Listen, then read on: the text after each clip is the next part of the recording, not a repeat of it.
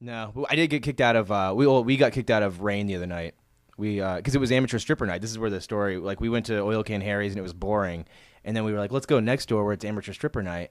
And my friend Cody Hustack was bummed out because he got there too late to sign up. It was a joke. He wanted to like just go up and start dancing, and I told him like, well, how about when they announce the next name? Because it's all like they're just announcing names. They don't know what they look like.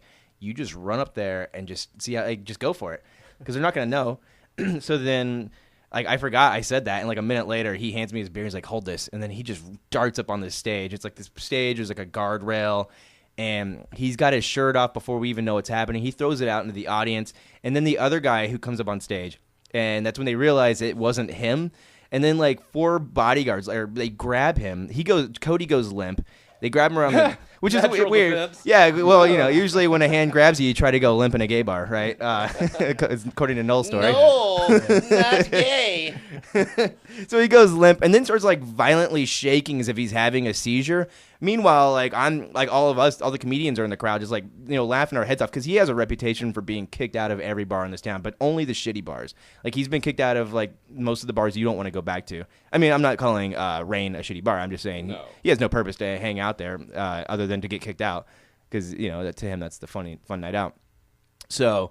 He starts shaking. The bodyguards are all freaking out, and it sounds hilarious. By the way, I don't know if you've heard like 4. This is gonna sound so bad. Gay Four bodyguards. Gay bodyguards just freaking out, yelling at the top of their lungs, and then they're like, "He's yelling something!"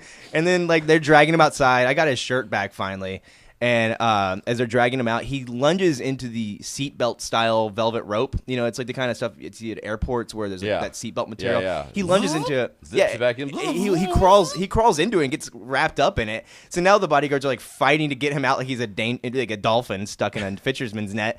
And like that's when he yells out, "I'm on crack!" And then all the bodyguards just jump back and they're afraid of him all of a sudden. I'm like, "Don't worry, guys, I got him. He's my buddy."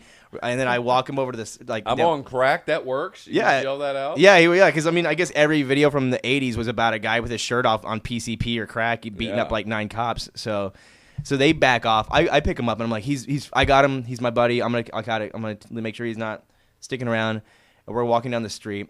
And he's immediately breaking character. He's like, that was so funny. He's got his shirt in his hand, and a homeless guy asks him, he's like, "Hey man, you got any change?" And he goes, "I don't even have that shirt on my back." And that was the night we had. That's a pretty incredible story. Yeah, I mean, if you ever want to try your luck at Rain to see how long it takes you to get kicked out, go there on amateur stripper night.